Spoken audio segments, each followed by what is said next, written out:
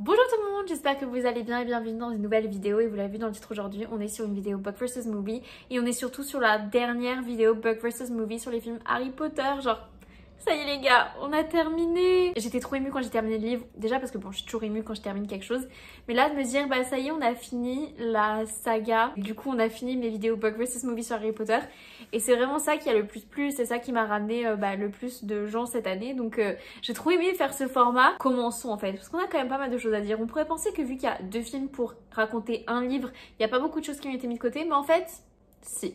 Donc let's go. Dans l'article que Elphius Dodge il a écrit sur Dumbledore, du coup Harry va apprendre que les deux ils étaient vraiment meilleurs amis, et il va apprendre que Albus c'était en effet le meilleur à l'école et que Elphius et lui ils avaient une très grande attraction. Les deux ils étaient supposés partir faire le tour du monde ensemble, sauf que la mère de Albus elle va mourir et du coup il va annuler son voyage pour s'occuper de sa sœur qui était malade, sauf qu'elle aussi finira par mourir. On aura plus de détails au fur et à mesure sur toute cette histoire. Et à l'opposé, Rita Skeeter, elle va aussi avoir écrit un article et elle va dire que la bataille entre Albus et Grindelwald, c'était pas exactement ce que tout le monde pensait et que Albus, il a beaucoup tapé dans la magie noire et que toutes les personnes qui l'aimaient allaient être surpris par son livre. Bref.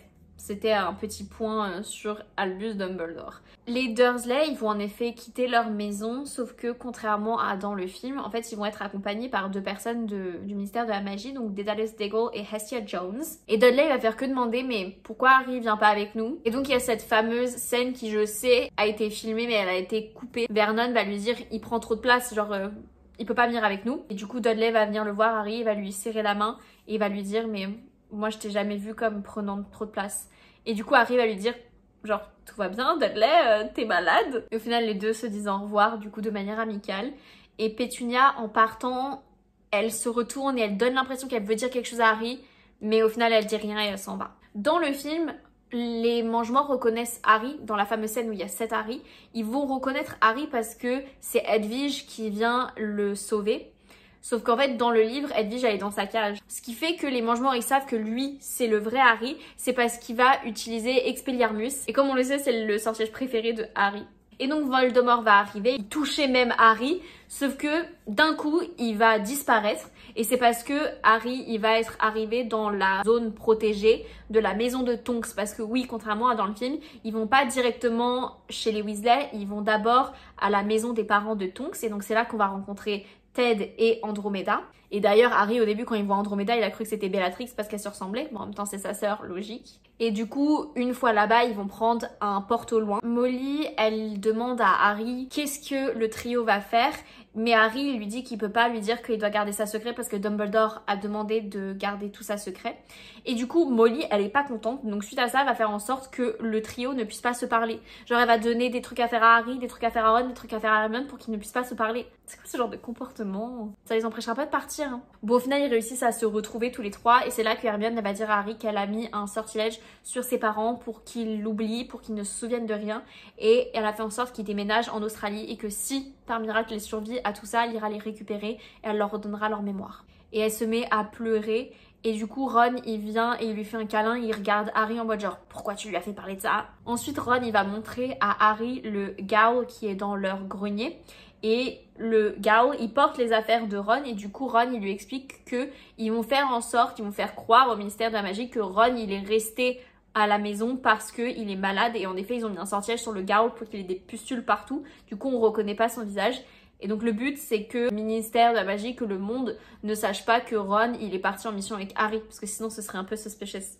Donc il y a en effet le mariage de Fleur et Bill, on voit les parents de Fleur qui arrivent, la petite sœur qu'on connaît déjà, Gabrielle, et les parents de Fleur qui sont super choux, ils sont super contents d'être là en fait. Il y a aussi Charlie qui arrive, Molly quand elle le voit, elle lui coupe immédiatement les cheveux parce qu'elle a les cheveux beaucoup trop longs. Et sauf que il va les faire pousser après avec un sortilège, donc ça sert à rien, mais bon, bref. Avant le mariage, ils vont célébrer l'anniversaire de Harry, donc ils vont lui faire un gâteau, ils vont lui offrir des cadeaux. Ron, il va offrir un livre sur comment gérer des meufs. Et c'est pendant qu'ils sont en train de fêter l'anniversaire de Harry que du coup, Arthur il va envoyer un message via Patronus pour leur prévenir que le mystère de la magie arrive. Et donc il y a en effet la scène où le ministre de la magie il donne les possessions que le Dumbledore il a laissées au trio. Et il y a tout un suspense dans le film comme quoi le snitch, le vif d'or, il a une mémoire tactile. Alors qu'en fait, nous on l'apprend dès ce moment-là, dès qu'il reçoit le vif d'or, il lui dit, vous savez, ils ont une mémoire tactile. Nous on est en train de le regarder en mode... genre qu'est-ce qui va se passer? Et en effet il se passe rien et c'est le soir même que Harry il le met à sa bouche et qu'il découvre le I open at the close. En fait tout ça, ça se passe dès le début du livre. Pour le mariage, ce qu'on voit pas dans les films, c'est que Harry il va prendre de la potion de polynectar je crois. Au bout de cette vidéo je commence enfin à avoir les traductions correctes. Wouh, au bout de cette vidéo tu m'étonnes. Harry va boire la potion de polynectar pour pas qu'on le reconnaisse puisque vraiment c'est le mec le plus recherché donc il peut pas être là. Et du coup il ressemble à un cousin de la famille Weasley. Et donc tous les garçons ils vont aider les invités à aller jusqu'à leur siège. Et là il y a Victor Krum qui arrive. Et donc évidemment il était trop content de voir Hermione, sauf que Ron évidemment il était pas content. Et du coup un peu plus tard dans la soirée il va inviter Hermione à danser avec lui pour éviter que Victor puisse lui parler. Et du coup Victor il va demander à Harry, il va dire est-ce qu'il se passe un truc entre eux? Et Harry il va dire ouais. Et du coup après Victor il va regarder Ginny, il va dire elle est mignonne. Et là Harry va dire à Victor ouais non mais elle aussi elle voit quelqu'un, elle voit un mec fort, viril, donc tente pas tu vois. Quand Victor il va voir le collier de Xenophilius, il va vouloir le taper parce que à l'école Durmstrang du coup il y a le signe des Deathly Hallows qui est écrit et c'est associé à Grindelwald. Du coup c'est vu comme un mauvais omen parce que pas tout le monde dans la communauté magique sait que les Deathly Hallows existent, genre c'est une croyance. Du coup tout le monde n'y croit pas et tout le monde n'est pas au courant de l'histoire. Ce que je trouvais trop chou, c'est que malgré le fait que Harry il est sous la potion de polynectar, du coup il est pas Harry, Luna elle va quand même le reconnaître. Bichette c'est vraiment la meilleure. Harry va aller voir le fameux Elphias Doge dont je vous ai parlé un peu plus tôt et il va lui dire qui il est vraiment. Et donc ils vont avoir une discussion sur Albus et là il y a Auntie Muriel, donc la tante Muriel, donc la tante de la famille Weasley, qui va se joindre à la conversation et elle est clairement du côté de Rita Skeeter. Elle va dire que Albus, c'est à cause de lui que Ariana est morte et que c'est pour ça que Aberforth, il l'a frappée lors des funérailles de Ariana. Et elle va aussi dire que si Ariana elle a été emprisonnée dans leur maison pendant toutes ces années, c'est parce que c'était une squib. C'est ce qu'on appelle les enfants qui viennent d'une famille de sorciers mais qui n'ont pas de capacité magique. Lorsqu'ils arrivent à Londres et qu'ils changent du coup de vêtements, Hermione elle va demander à Harry d'être sous la cloque d'invisibilité. Il y a tellement de fois dans les livres où Harry, et vous allez le voir dans cette vidéo, il est sous la cloque d'invisibilité mais on le voit pas dans le film. On a l'impression qu'il utilise la cloque d'invisibilité peut-être dans les premiers films et qu'après il l'a plus, mais en fait il l'a vraiment tout le temps avec lui et il l'utilise tout le temps. Comme on le voit dans le film, pendant que Ron et Hermione sont en train de dormir, Harry il va aller dans la chambre de Sirius. Et c'est là qu'il va découvrir une lettre de la part de Lily, donc de sa mère, qui remerciait Sirius pour le cadeau qu'il avait envoyé à Harry. Et c'était un mini balai. Et du coup, à côté de la lettre, qui a d'ailleurs été déchirée, pardon, il y avait aussi une photo de Harry bébé en train de voler à quelques centimètres du sol sur son petit balai, tu vois. Donc trop mimi. Et donc il a décidé de garder ça avec lui, évidemment, parce que c'était un souvenir de sa mère. Après avoir vu le nom de Regulus Black, je ne connais plus son deuxième prénom, sur la porte, pour ceux qui ont vu ma vidéo sur le livre 5, justement, j'ai dit qu'à un moment, ils étaient en train de nettoyer et qu'ils voient un loquet et qu'ils le jettent. Et genre... les gars, si vous saviez seulement que c'était un Horcrux, et bah justement ils s'en souviennent. Ils savent que Creature, comme je vous avais dit, il avait récupéré certains de ses objets. Du coup ils vont dans la cave où Creature il met toutes ses affaires pour voir où est le loquet. Ils le trouvent pas. Et vu que Creature il est toujours sous les ordres de Harry, il va lui demander de venir. Et donc Creature va apparaître et il va leur expliquer tout ce qui s'est passé. Qu'il y a plusieurs années, donc Regulus c'était en effet un mange-mort et que Voldemort il avait besoin d'un elfe. Du coup Regulus en tant que bon mange-mort il va lui proposer de prendre Creature avec lui et en fait Voldemort il avait besoin d'un elfe pour venir avec lui pour cacher le loquet dans la fameuse cave. Il voulait tester que ce qu'il avait mis en place fonctionnait, donc il a fait boire la potion que Albus boit dans le film précédent et bah du coup Creature il va être forcé de la boire et après il va laisser Creature, il va partir, il va le laisser en train de mourir, en train de se faire bouffer par les Inferi, sauf que Regulus, vu que Creature est sous sa position, il va appeler Creature et donc il va pouvoir apparaître de nouveau dans la maison parce que les elfes de maison peuvent apparaître dans des endroits où les magiciens peuvent pas. Dans la cave, Voldemort il avait mis des sortilèges pour que les sorcières ou les sorciers ne puissent pas apparaître, mais il oublie toujours que les elfes ont des pouvoirs qu'il ne connaît pas, vu qu'ils traitent tout le monde comme des merdes. Il oublie qu'en fait les elfes ils ont une capacité supplémentaire et donc ce qui fait que Kreacher a pu s'en sortir. Et donc suite à tout ça, Regulus il va changer de camp, il va regretter ses actes et donc il va demander à Kreacher de l'accompagner, de lui montrer où est le Horcrux. Et sauf que il ne va pas demander à Kreacher de boire la potion, il va boire lui la potion et il va dire à Kreacher, tu prends le loquet, tu transplanes jusqu'à la maison et tu fais tout pour détruire le Horcrux et du coup il va se sacrifier et il va mourir. Et donc après avoir entendu toute cette histoire et après avoir constaté que Kreacher il est en sanglots, il est malheureux, Harry va se rendre compte qu'en fait Hermione elle avait raison depuis tout ce temps et même Dumbledore lui avait dit il y a quelques années que en fait il faut traiter des elfes de maison comme des êtres, comme des êtres humains et que si Sirius il avait traité Kreacher un peu mieux, et bah peut-être qu'il serait pas mort, peut-être que Kreacher l'aurait pas trahi. Et donc Harry et le trio de manière générale, ils commencent à avoir un peu plus d'empathie envers Kreacher et donc il lui demande de retrouver Mundungus. Il lui offre le faux collier comme cadeau et pour le remercier, pour lui dire tu vois tout ce que t'as fait pour Regulus, voilà ce qu'on te donne en échange. Et Kreacher à partir de là ça va devenir un ange, genre il va vraiment être adorable, il va leur faire à manger, il va genre s'occuper d'eux, il va être vraiment genre revirement de situation, Kreacher est devenu trop chou. Et d'ailleurs quand il va choper Mundungus, il est là un peu comme réponse avec sa poêle et il frappe Mundungus avec la poêle parce qu'il a manqué de respect à Hermione je crois ou à Harry je sais plus. Bref, Lupin il va venir rendre visite au trio justement pour leur dire que il veut venir avec eux pendant leur mission. Il en profite aussi pour leur dire qu'il y a beaucoup de mange-morts qui sont devant la porte parce qu'ils savent où est Dosqueremo mais ils peuvent pas y rentrer. Et du coup, c'est pour ça qu'il faut absolument transplaner sur le bas de la porte parce que comme ça, la protection, elle est comprise dedans. Et c'est vrai que des fois, les mange-morts, ils vont voir des petits bouts de coude dépassés de la protection mais eux, ils peuvent pas rentrer en tout cas pour l'instant. Et donc, comme je vous ai dit, Lupin, il est venu pour leur dire qu'il veut venir avec eux dans leur mission. Sauf que Harry se met à l'insulter et il lui dit « Mec, t'es un putain de lâche, ta femme, elle est enceinte, va t'occuper de ton enfant, en fait, va pas l'abandonner. » Du coup, Lupin, il va s'énerver parce qu'un gosse vient clairement le traiter de lâche. Et donc, il va lui jeter un sort, Harry va être propulsé et Lupin va partir genre sans dire un mot. Et Ron et Hermione, ils vont dire à Harry qu'il aurait jamais dû dire ça, que c'était pas cool. Ce qu'on voit pas dans le film, c'est que avant d'aller au ministère de la magie avec la pollution de polynectar, ils vont pendant plusieurs semaines prendre la cloque d'invisibilité, se positionner devant les entrées du ministère de la magie pour un peu voir ce qui est mis en place, pour avoir un peu plus de connaissances sur comment ça se passe. Et donc ils vont faire ça pendant plusieurs semaines et une fois qu'ils ont amassé un max d'informations, ils vont mettre le plan en place. Dans le film, encore une fois une incohérence que j'ai pas trop compris, ils peuvent pas transplaner parce que Ron vient d'être blessé, vous savez. Et donc dans le film, ils peuvent pas apparaître alors que dans les livres, ils transplanent dès le jour d'après en fait, une fois que Hermione lui a mis la potion et tout, genre c'est bon, ils se remettent à transplaner, donc ils peuvent vraiment passer d'un endroit à l'autre. Ils sont pas obligés de marcher comme on le voit dans le film. J'ai pas compris pourquoi ils ont fait ça. Ils sont par contre en dèche de nourriture, genre vraiment c'est la merde, ils ont faim.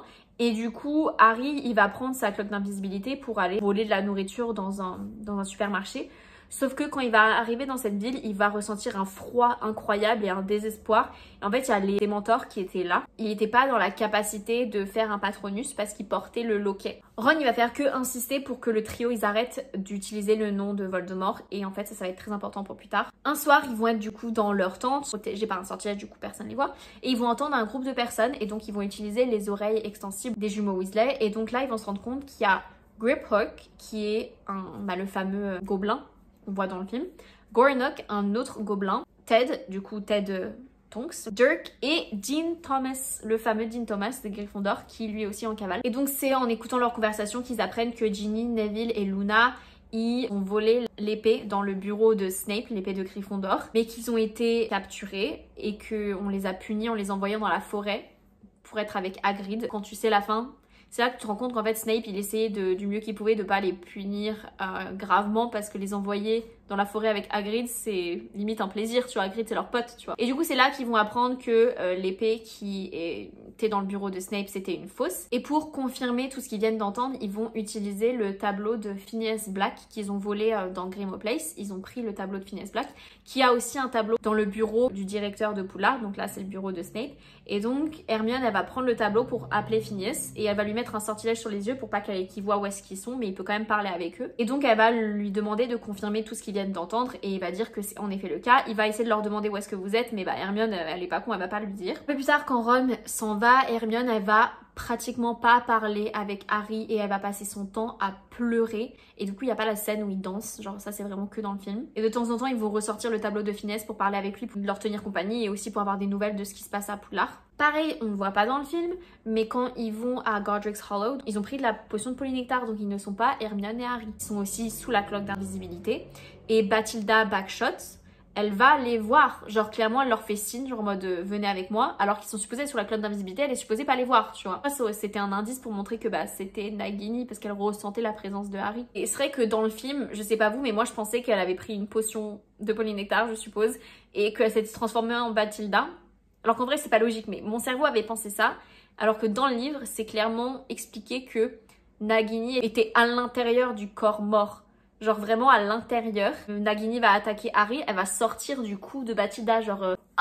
bref, c'est dégueulasse, je pense que vous avez compris. Et d'ailleurs, Harry, il va entendre Nagini envoyer un message à Voldemort et elle lui dit genre, il est là, je l'ai. Et Voldemort lui dit, garde-le, j'arrive, tu vois. Et le Horcrux, il arrêtait pas de bouger lorsqu'il était à côté de Bathilda. Du coup, Nagini, Harry, il s'est jamais dit genre... il y a un problème là, il y a un truc. Et en plus, vu que le Horcrux, il était vraiment contre la peau de Harry, ça lui a créé une brûlure carrément. Et pareil, ce qu'on voit pas dans le film, c'est que Voldemort, il était à ça de les choper. Dans le livre, on nous explique que Harry et Hermione, ils transplanent pile au moment où Voldemort, il était là, genre il était à ça de les attraper quoi. Hermione, elle a volé le livre de Bathilda Bagshot, du coup, sur la vie de Dumbledore. Ou non, c'est le livre de Rita Skeeter. Oui, c'est le livre écrit par Rita Skeeter sur Dumbledore, mais elle l'a volé chez Bathilda, c'est ça. Et du coup, on va apprendre que Albus et Gellert Grindelwald, ils se sont rencontrés à 18 ans et que Gellert, c'était le petit neveu de Bathilda. Vu que Bathilda vivait à Godric's Hollow, les Dumbledore vivaient à Godric's Hollow, en fait ils étaient voisins et c'est comme ça qu'ils sont devenus potes. Rita, elle a réussi à retrouver une lettre que Albus avait envoyée à Gellert où en gros il lui disait que Gellert a raison, il faut faire les choses pour the greater good, pour ceux qui ont regardé The Fantastic Beasts, et vraiment la phrase d'accroche de Grindelwald, qu'il faut faire les choses pour le bien de la population. Et donc clairement ça montrait que Albus il était d'accord avec Gellert, qu'ils étaient amis et qu'ils voulaient la même chose, c'est-à-dire la suprématie des sorciers et des sorcières. Et dans le livre du coup Rita, elle va aussi parler de ce fameux jour où Ariana est morte et qu'on ne sait pas comment elle est morte, mais que on sait que Aberforth il va accuser Albus et que tout de suite après la mort d'Ariana, Gellert Grindelwald, il va partir, il va fuir. Donc ça faisait très suspicious quand même. Et du coup, Harry, en lisant tout ça, il est vraiment énervé parce qu'il se rend compte qu'il connaissait pas du tout Albus et qu'il lui a caché tellement de choses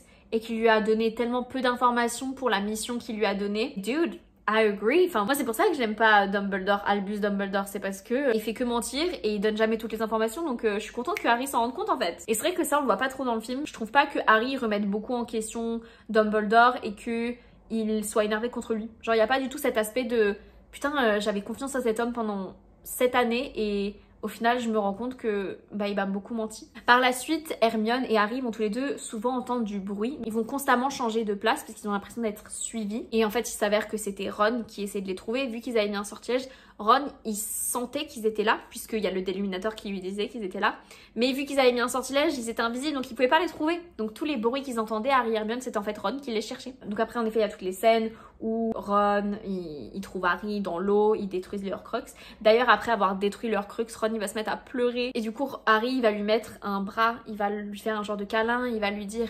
mais je pensais que tu le savais, mais entre Hermione et moi, il n'y a rien, on est vraiment comme frères et sœurs. Et sache que quand t'es partie, elle faisait que pleurer tous les jours, elle voulait plus me parler. Genre, c'est trop mignon de vouloir rassurer ton pote comme ça, je trouve ça trop chou cette scène. Et du coup, Ron, il va leur dire qu'il a appris qu'il y avait en effet un tabou qui a été mis sur le nom de Voldemort. Donc finalement, il avait bien raison d'insister sur le fait qu'il fallait pas dire le nom de Voldemort.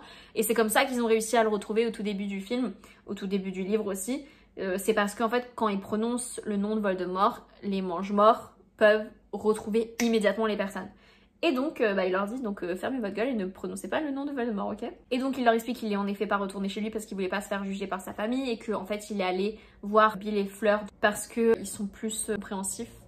Et c'est vrai, ils sont choux. Quand ils arrivent chez les Lovegood, donc chez Luna et Xenophilius, ils vont voir une corne qui est en fait une corne du Erumpent, pardon, qui pour ceux qui ont regardé Fantastic Beasts, c'est une créature qui a une corne avec un genre de lave, de liquide qui peut créer des bombes. Hermione elle dit à Xénophis mais pourquoi vous avez ça chez vous, genre à tout moment ça va exploser.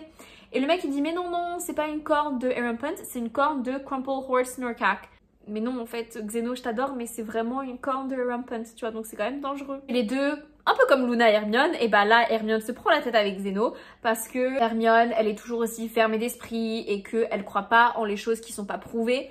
Et c'est pour ça qu'elle, elle croit pas au fait que les reliques de la mort existent. Et Xéno, il lui dit « Ouais, de toute façon, ma fille m'a parlé de toi et elle m'a dit que t'étais fermée d'esprit. » She is. Harry va aller dans la chambre de Luna et il va voir que sur le plafond, il y a une peinture du trio et de Neville et Ginny. Il y a marqué « Friends » partout. Friends.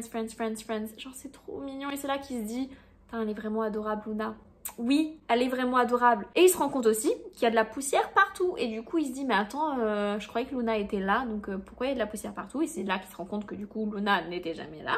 Avec les attaques des mange-morts qui du coup arrivent, bah, il y a la fameuse corne du Erumpent qui explose. Et donc, tout le monde se retrouve sous les débris. Et avant de transplaner, Hermione, elle veut déjà que Ron se mette sous la cloque d'invisibilité. Et elle veut absolument que les mange-morts voient Hermione et Harry. Elle veut qu'ils les voient pour montrer que bah Xéno il avait pas menti, en effet Harry était là. Et la raison pourquoi elle voulait que Ron soit sur le cloque d'invisibilité, c'est que, rappelons-le, Ron il est supposé être malade chez les Weasley. D'une manière, d'un retournement de situation incroyable les gars, quand j'ai lu ça je me suis dit mais what? Harry, comme ça, de nulle part, il va comprendre que la pierre de résurrection c'était la pierre qu'il y avait sur la fameuse bague de la famille Gaunt. Il va, encore une fois, comme par magie, se dire je suis sûre que Dumbledore il m'a caché la pierre de résurrection dans le livre d'or. Je sais pas si c'est parce que des fois JK elle s'ennuyait ou des fois c'était trop long, mais il va découvrir des choses comme ça. Ça m'a fait trop rire, genre oui t'as raison mec, mais comment est-ce que t'es arrivé à là? Bref, Ron il va leur faire écouter la radio. Et en gros, il veut leur faire écouter une émission de radio qui est dirigée par Lee Jordan, Kingsley Shacklebolt et Lupin. Et en fait, c'est une émission de radio où il faut un mot de passe pour l'écouter. Donc techniquement, les mange-morts, ils peuvent pas accéder. Mais s'il s'avère qu'ils accèdent à la radio, à l'émission de radio, ils ont utilisé des noms de code. Il y a Royal, River, Romulus et il y a même Fred. Et le nom de code de Fred, c'est Rapier. Et donc c'est grâce à cette émission de radio qu'ils vont apprendre que le père de Tonks, de Nymphadora, il est mort. Donc Ted Tonks est mort, Dirk aussi et Gornuk aussi. Donc si vous vous rappelez de ces noms, c'est les 3 personnes qui étaient avec Dean et Griphook. Et d'ailleurs l'émission dit qu'ils peuvent pas confirmer que Dean et Griphook sont morts, qu'ils sont sûrement en cavale. Ils vont aussi apprendre grâce à la radio que Xenophilus il s'est fait capturer, qu'il est actuellement en prison, que Hagrid ils ont voulu le capturer mais qu'il a réussi à s'enfuir. Alors autant Harry des fois il a des élans de génie, autant des fois il a des élans de stupidité et sans s'en rendre compte il va prononcer le nom de Voldemort. Et c'est comme ça que les Snatchers ils vont le retrouver et qu'ils vont leur courir après, ou Hermione lui jette un sort pour pas qu'il ait la tête de Harry, ça change pas. Ils vont du coup attraper les trios et ils vont les attacher à 2 autres prisonniers qu'ils ont. Et ces 2 autres prisonniers, c'est Dean et Griphook, justement. Donc ils sont pas morts, mais ils ont été capturés par les Snatchers aussi. Donc bref, on les emmène au manoir Malfoy, on les enferme dans la prison d'en dessous. Luna est là, la meuf gère, elle est avec Ollivander. Dobby va en effet arriver, comme vous le savez. Il va transporter Dean, Luna et Ollivander à la maison de Billy et Fleur, ça vous le voyez. La petite différence dont je voulais parler par rapport au film, c'est que du coup, Wormtail, Peter Pettigrew va venir checker que Harry et Ron sont calmes, tu vois. Donc la différence avec le film, c'est que ils vont tous les deux se mettre à attaquer. Avec sa main magique, Peter, il va étrangler Harry. Et là, Harry, il va lui dire « Je t'ai sauvé la vie, tu m'en dois une. » Et là, automatiquement, la main elle va se desserrer. Cet élan de doute, dans cet élan de gentillesse, si on peut dire ça comme ça, bah du coup, la main va se retourner contre Peter et elle va se mettre à l'étrangler lui. Et c'est comme ça que Peter Pettigrew, il meurt. Et c'est vrai qu'on ne le voit pas dans le film. Donc il y a en effet toute la scène où Dobby les transplane. Ron et Hermione, d'ailleurs, ils transplanent séparément. Dobby, il a Harry et Griphook avec lui. Bref, malheureusement, on le sait, Dobby meurt. Et lors de l'enterrement, Ron, il va enlever ses chaussures et ses chaussettes pour les donner à Dobby parce que c'est vrai que Dobby adorait les chaussettes. Et Dean, il va faire apparaître un chapeau qu'il va poser sur la tête de Dobby. On va apprendre que tous les autres Weasley, ils sont actuellement chez leur tante Muriel, puisque la maison est protégée par un sortilège. Ils vont rester quand même plusieurs jours, plusieurs semaines quand même chez Bill et Fleur. Et Griphook, il va vraiment être horrible, il va traiter tout le monde comme de la merde, il va un peu se prendre pour, tu sais, un peu le roi. Il va garder une chambre à lui tout seul alors que bah, c'est un gobelin. Pendant que Ron, Harry et Dean, ils sont obligés de dormir dans le salon, tu vois. Ollivander, il va partir chez la tante Muriel. Bill transplane avec Ollivander et quand il revient, il leur dit que tout le monde va bien, que Fred et George, ils ont été obligés d'arrêter leur travail et de rester à la maison de la tante Muriel, mais qu'ils arrivent quand même à faire du business via les chouettes. Ce même soir, il y a Lupin qui arrive pour leur annoncer la naissance de son fils Teddy Lupin et qu'il veut annoncer à Harry que c'est lui le parrain. Ils vont passer une super soirée, ils vont boire, ils vont se bourrer la gueule, enfin bref, tout le monde est content. Et du coup, après, Lupin, il rentre pour retrouver sa femme et son fils. Bill, il va prendre Harry à part pour lui dire « Je sais que tu veux pas me dire ce que vous êtes en train de faire, ce que vous êtes en train de mijoter, ok, mais sache juste que moi, j'ai travaillé avec des gobelins depuis que je suis sortie de l'école. Tu ne peux pas avoir confiance en eux, parce que eux n'ont pas confiance en les humains, donc ils sont prêts à vous trahir à tout moment, tu vois. » Et donc Harry va quand même garder ça dans un coin de sa tête. On avance, on avance. En effet, comme on le voit dans le film, quand il touche quelque chose, ça va se multiplier. La différence, c'est que dans le livre, ils vont se multiplier et ils vont brûler. Ce qui fait qu'en fait, le trio, ils se retrouvent avec des brûlures partout sur leur corps. Il y a même genre leurs vêtements qui ont été cramés. Harry va voir à travers ses pensées que Voldemort va apprendre que la coupe a été volée. Et du coup, à partir de là, il se dit mais c'est pas possible, genre je les ai tellement bien cachés, je suis le plus fort, je suis le plus puissant, c'est impossible qu'ils aient trouvé les Horcruxes. Et du coup, il va décider de retourner à chaque endroit où il a mis des Horcruxes pour vérifier qu'ils sont bien sains et saufs. Il a dit qu'il finirait par Poudlard parce que pour lui, celui qui est caché à Poudlard, c'est sûr que personne ne l'a trouvé. Donc il va d'abord commencer par la bague qui était dans la maison Gaunt, puis après aller à la cave pour le loquet. Et pendant qu'il fait tout ça, il va garder Nagini avec lui, évidemment, parce que bah, il sait que Nagini est aussi un Horcrux. Donc le fait d'avoir vu cette vision, ça va en effet confirmer à Harry que le dernier Horcrux est à Poudlard et qu'il faut qu'ils y aillent. Et donc ils vont arriver à Hogsmeade, ils vont transplaner à Hogsmeade sous la cloque d'invisibilité, mais il y a en effet une sonnerie qui est déchaînée. Les Mange-Morts, vu qu'ils vont pas réussir à trouver le trio, ils vont envoyer les Démentors. Sauf que bah, les Mange-Morts, ils vont reconnaître que c'est le Patronus de Harry. Au même moment, il y a Aberforth qui leur dit « Venez, venez, montez en haut ». Et Aberforth, il va parler aux Mange-Morts en leur disant « Non, non, c'est moi qui ai conjuré un Patronus. Vous avez pensé que c'était un cerf, mais en fait, c'était une chèvre. Il s'agirait peut-être de régler vos yeux. » Bon, au final, les Mange-Morts, ils vont finir par croire à Aberforth et donc ils vont lâcher l'affaire. Et donc là, il y a la fameuse discussion où Aberforth, il va leur raconter vraiment comment Albus, il était plus jeune et tout ce qui s'est passé avec Ariana. Donc il va expliquer que Albus, il s'en foutait vraiment de Ariana et que c'était surtout Ariana et Aberforth qui étaient super proches. Ariana, c'était pas du tout une squib, c'était une sorcière et qu'elle avait, sans faire exprès, fait de la magie devant des moldus et qu'ils se sont mis à l'attaquer, ce qui l'a traumatisée. C'est pour ça qu'à partir de là, elle a plus été capable de faire de la magie parce qu'elle avait vraiment eu ce trauma où quand elle a fait de la magie, on l'a attaquée. Et c'est du coup comme ça qu'elle s'est transformée en Obscurial. On nous le dit pas hein, dans le livre Harry Potter qu'elle est devenue un Obscurial. Si je vous le dis, c'est parce que bah, on l'a appris un peu plus tard dans Fantastic Beasts qu'elle était comme Credence, elle était un Obscurial. Quand on lit le livre, on comprend pourquoi du coup elle était enfermée chez elle, pourquoi elle était plus capable de réaliser de la magie et pourquoi elle était vue comme dangereuse en fait. C'est parce qu'elle était devenue un Obscurial. Par la suite, le père du coup, il va tuer les Moldus qui avaient attaqué leur fille et il va se faire du coup emmener à Azkaban et il va mourir à Azkaban parce qu'il a voulu défendre sa fille quoi finalement. Et donc Ariana, elle va en effet tuer sa mère lors d'un élan de colère puisque comme on le voit dans Fantastic Beasts, quand Credence il a un élan de colère, il peut carrément tuer. Donc Ariana, c'est ce qu'elle a fait sans faire exprès, elle était énervée contre sa mère et du coup elle l'a tuée.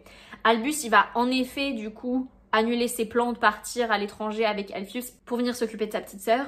Sauf que vu que c'était le meilleur à l'école et que tout le monde le voyait comme quelqu'un de super ambitieux, pour lui ça faisait chier de rester dans son petit village de Godric's Hollow et de devoir s'occuper de sa petite sœur. Du coup quand il a rencontré Gellert Grindelwald, il s'est dit mais waouh c'est trop bien, viens, on parcourt le monde, on essaye de trouver les reliques de la mort. Aberforth, il lui dit mec, t'oublies pas que t'es supposé t'occuper d'Ariana. Parce que lui, il avait pas fini l'école, Aberforth, encore à ce moment-là, parce qu'il était plus jeune. Et puis il dit ouais, ben c'est pas grave, on va l'emmener avec nous autour du monde. Et Aberforth, il lui dit mais Ariana n'est pas en condition de faire le tour du monde, tu peux pas faire ça. Au final, donc il y a en effet une fameuse dispute entre Aberforth, Albus et Gellert. Et Grindelwald, il va mettre le Cruciatus Curse sur Aberforth et du coup Albus il va prendre la défense de Aberforth. Bref, c'est au moment où les trois se battent ensemble que Ariana va mourir. Donc on ne sait pas exactement lequel des trois a tué Ariana, mais il y a beaucoup d'indices, même par la suite, qui laissent comprendre que c'était Albus. Et Aberforth, il va aussi dire que pour lui, Albus, il faisait trop des secrets, il disait jamais la vérité à tout le monde, et que à cause de ça, il y a beaucoup de gens qui mouraient à cause de lui, et que tout le monde le voit comme quelqu'un de parfait, alors que pas du tout. Et c'est en lisant ça que je me suis rendu compte qu'en fait, je suis Aberforth. I am him, he is me. À partir de là, je me suis dit, j'adore Aberforth. Je suis tellement d'accord avec lui. Genre, arrêtez d'idéaliser un putain de manipulateur et de connard, en fait. Ça suffit. Bref, donc ça, c'était pour un peu l'histoire de la famille Dumbledore. Donc ensuite, on avance. Neville, il vient retrouver le trio. En effet, au début, avec Ginny et Luna, les trois, ils faisaient un peu une résistance. Ils ont repris les cours de Dumbledore's Army. Sauf que quand Ginny et Luna ne sont jamais revenus, bah, il s'est retrouvé tout seul. Et du coup, les mange-morts menaçaient d'attaquer sa grand-mère s'il n'écoutait pas. Sauf que ce qu'ils savaient pas, les mange-morts, c'est que la grand-mère de Neville, elle leur a donné du fil à retordre. Et au final, elle est partie en cavale, elle aussi. Et quand on est compte que Neville, ils n'arrivaient pas à le contenir, ils étaient sur le point de le tuer. Sauf que Neville, il va du coup se cacher dans la salle sur demande. Il va rester caché là de manière constante.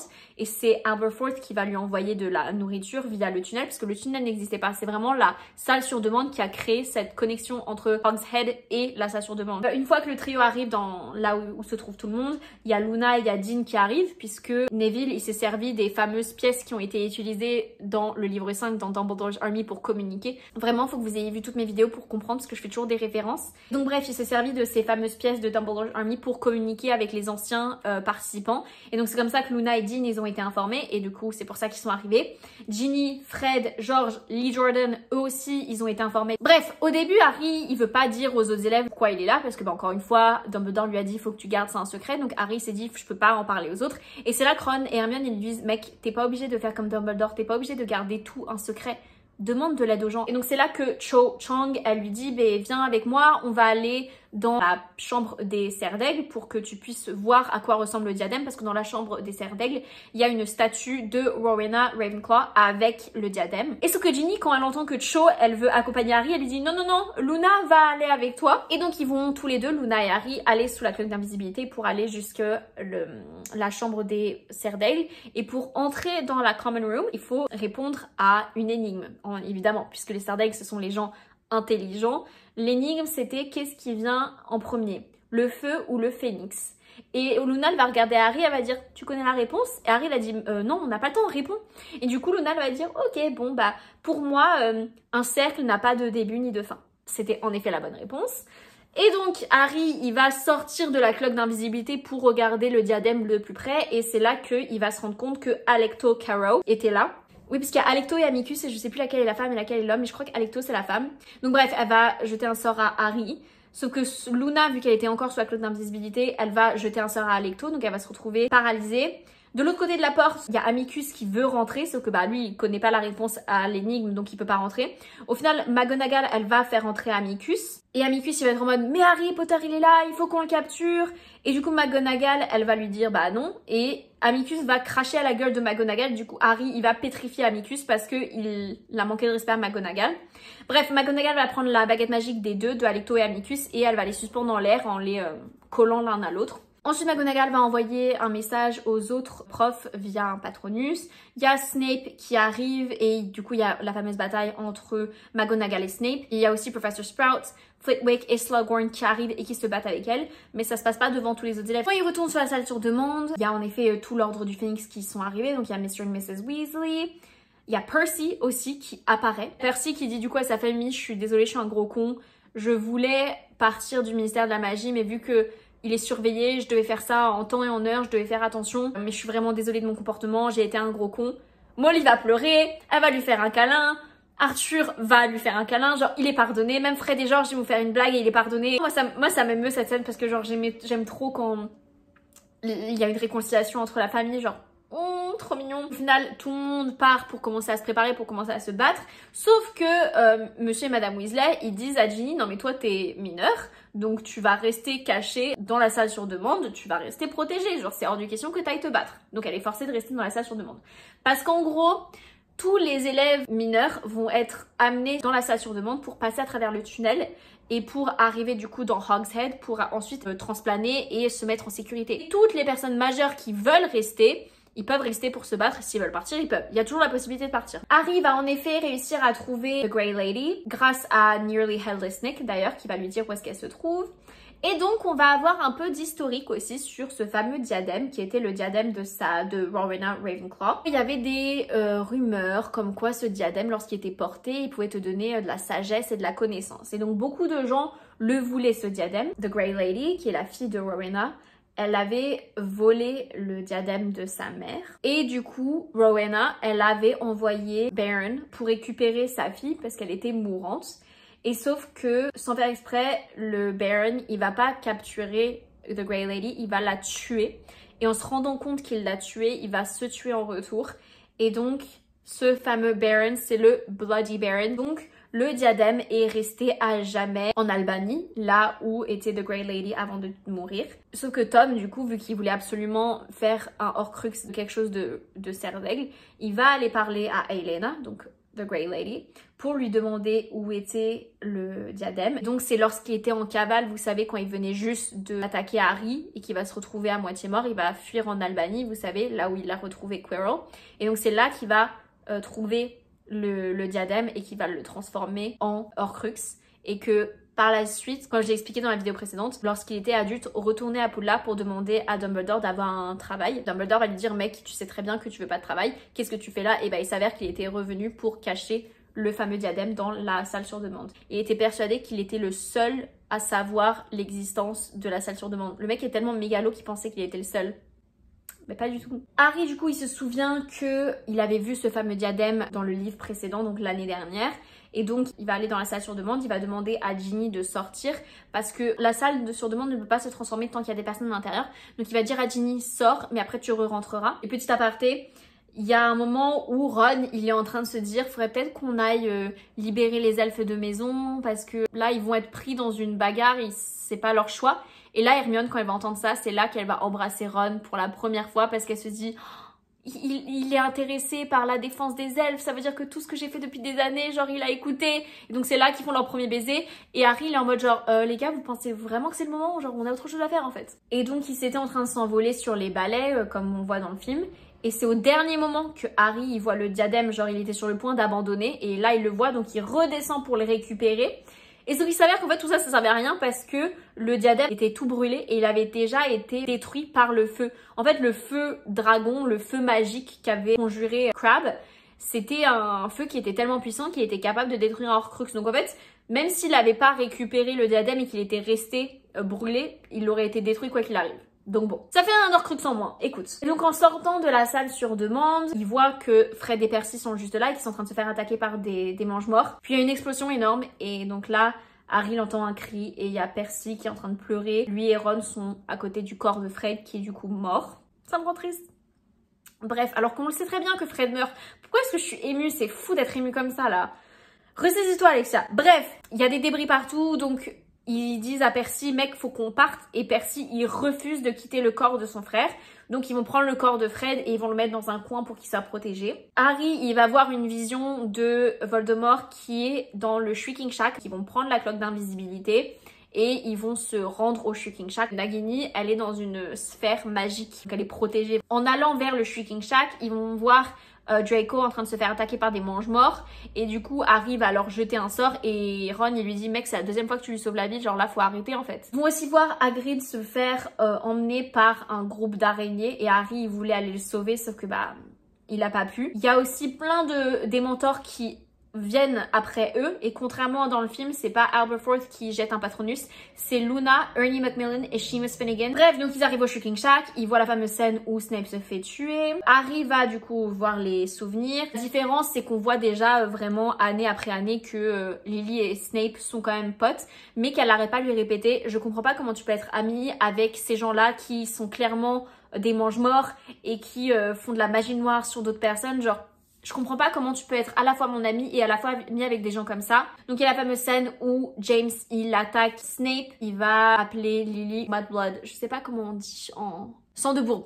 Il va la traiter de sang de bourbe et du coup à partir de là, Lily elle s'est dit ok toi et moi c'est fini. Snape il va aller la voir, il va se mettre à genoux, il va lui dire je suis désolée, je l'ai dit sur le coup de la colère, je le pensais pas. Et Lily elle va dire non c'est fini, j'en ai marre de trouver des excuses de rester amie avec toi, genre c'est fini. Une fois que Dumbledore est mort, Snape il va continuer à lui parler via son portrait parce que vous savez que quand les gens meurent, ils restent dans leur portrait. Dans le bureau du principal, il y a les portraits de tous les anciens directeurs de l'école et donc il va communiquer avec Dumbledore de cette manière-là. Et c'est à ce moment-là que Dumbledore il va conseiller à Snape de mettre le Imperius Curse sur Mundungus Fletcher pour que ce soit lui qui suggère l'idée de faire plusieurs Harry afin d'apporter encore plus de protection à Harry. Donc en fait tout ça c'était l'idée de Dumbledore Snape entre guillemets. On apprendra aussi que la vraie épée de Gryffondor elle était cachée derrière le portrait de Dumbledore dans le bureau. Et contrairement à dans le film, Harry, après avoir vu tous ses souvenirs, il va pas aller parler à Ron et Hermione, il va prendre sa cloque d'invisibilité et il va se casser vers la forêt parce que maintenant il sait ce qu'il a à faire. Et c'est juste au moment où il voit Neville